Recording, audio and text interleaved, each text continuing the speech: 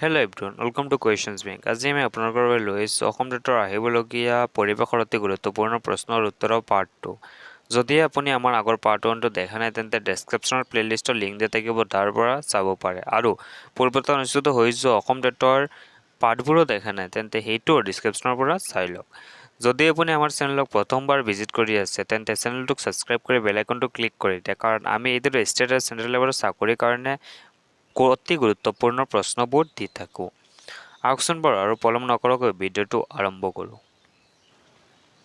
আমাৰ আগৰ পাঠৰ আপোনালোকৰ বাবে দিয়া প্ৰশ্নটো হৈছে, বড়োসকলৰ মূল পূজা কি?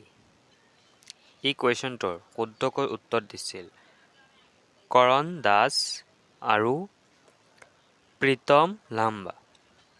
আমাৰ আজিৰ প্ৰথম প্ৰশ্নটো হৈছে, ভাৰতৰ কোনখন তৈলক্ষেত্ৰত খাৰুৱা তেলৰ সৰ্ববৃহৎ ভাণ্ডাৰ আছে?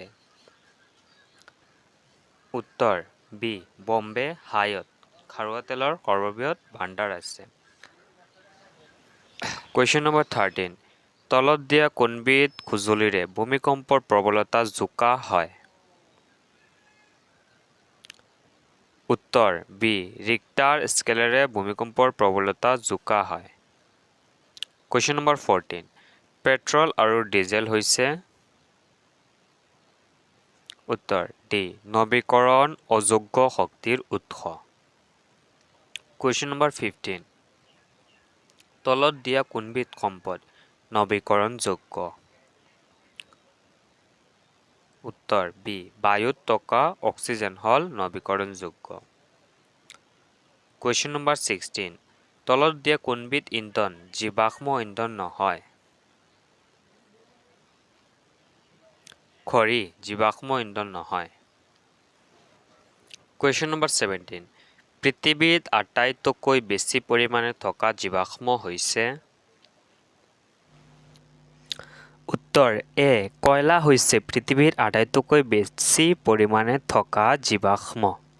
কুৱেশ্যন নম্বৰ 18, কুইক চিলভাৰ কি? উত্তৰ এ, পাৰা হৈছে কুইক চিলভাৰ। কুৱেশ্যন নম্বৰ 19, খাৰুৱা তেলৰ তাপ অপগঠন কিয় কৰা হয়? উত্তৰ চি, অধিক পৰিমাণে পেট্ৰল পাবলৈ খাৰুৱা তেলৰ তাপ অপগঠন কৰা হয়। কুৱেশ্যন নম্বৰ 20, বৃক্ষৰোপণক কোৱা হয়? উত্তৰ বি, বৃক্ষৰোপণক বনানীকৰণ বুলি কোৱা হয়। কুৱেশ্যন নম্বৰ 21, নিৰ্বনানীকৰণে সাধাৰণতে কি হ্ৰাস কৰে? উত্তৰ চি, বৃষ্টিপাত হ্ৰাস কৰে।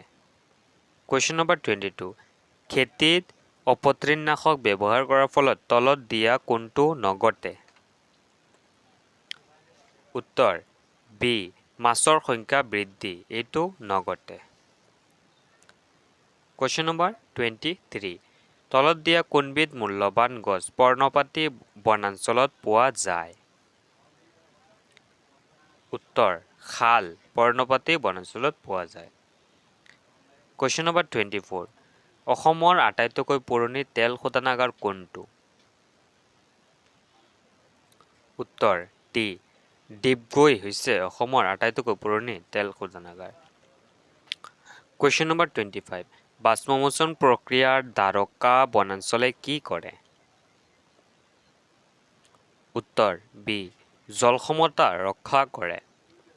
কুৱেশ্যন নম্বৰ 26, খনিজ সম্পদত কোনখন ৰাজ্য চহকী নহয়?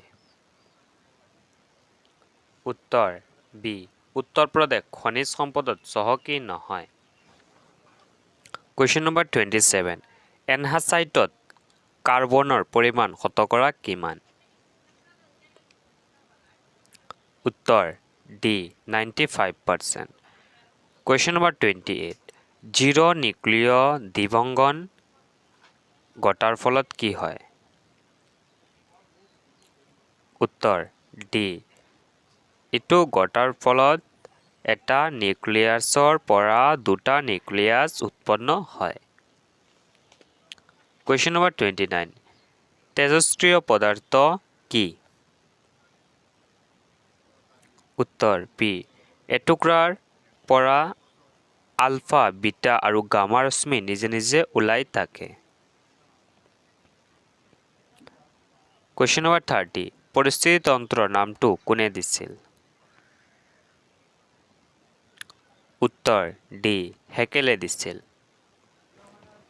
Question number 31 খাদ্য শৃংখলত শক্তি কিদৰে প্ৰৱেশ কৰে উত্তৰ ডি উৎপাদকৰ যোগেদি খাদ্য শৃংখলত শক্তি প্ৰৱেশ কৰে Question number 32 জীৱ আৰু পৰিৱেশৰ মাজত আত্মক্ৰিয়াৰ অধ্যয়নক কি বুলি কোৱা হয়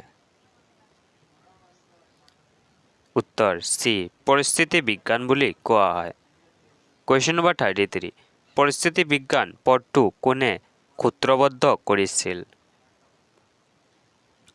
উত্তৰ বি হেকেলে সূত্ৰবদ্ধ কৰিছিল Question number 34 বহুতো সম্প্ৰদায় বসবাস কৰা বৃহৎ অঞ্চল একোটাক কি বোলে উত্তৰ এ বায়ম বুলি কোৱা হয় Question number 35 শালুক সংশ্লেষণ কত হয় উত্তৰ বি উদ্ভিদৰ সেউজীয়া পাতত হয় Question number 36 কৰ পৰা খাদ্য অনুক্ৰম আৰম্ভ হয় উত্তৰ সি বীজকৰ পৰা খাদ্যৰ অনুক্ৰম আৰম্ভ হয় Question number 37 জৈৱ সম্প্ৰদায়বোৰৰ ভিতৰত প্ৰাথমিক উপভোক্তাবোৰ হল উত্তৰ ডি তৃণভোজী Question number 38 মাটিত থকা অনুজীৱবোৰ হল উত্তৰ ডি বিয়োজক হল মাটিত থকা অনুজীৱ Question number 39 পৰিৱেশ তন্ত্ৰত এটা জীৱই ৰূপায়ণ কৰা ভূমিকা কি বুলি জনা যায় উত্তৰ ডি নিট্ৰছ বুলি জনা যায় Question number 40 মুক্তভাৱে আন্তঃপ্ৰজনন সম্পূৰ্ণ কৰি প্ৰজননক্ষম সন্তান সন্ততি উৎপন্ন কৰা সদৃশ জীৱনবোৰ জনা যায় এই কোৱেশ্চনটোৰ এনসাৰ আপোনালোকৰ কাৰণে ৰাখিলো ইয়াৰ এনসাৰ কমেন্ট সেকশনত দিবলৈ চেষ্টা কৰিবা তো ভিডিওটো চাই যদি ভাল লাগিছে তেন্তে লাইক কমেন্ট আৰু শেয়াৰ কৰিবলৈ নাপাহৰিব আমাৰ ভিডিওটো ইয়াত শেষ কৰিলো ধন্যবাদ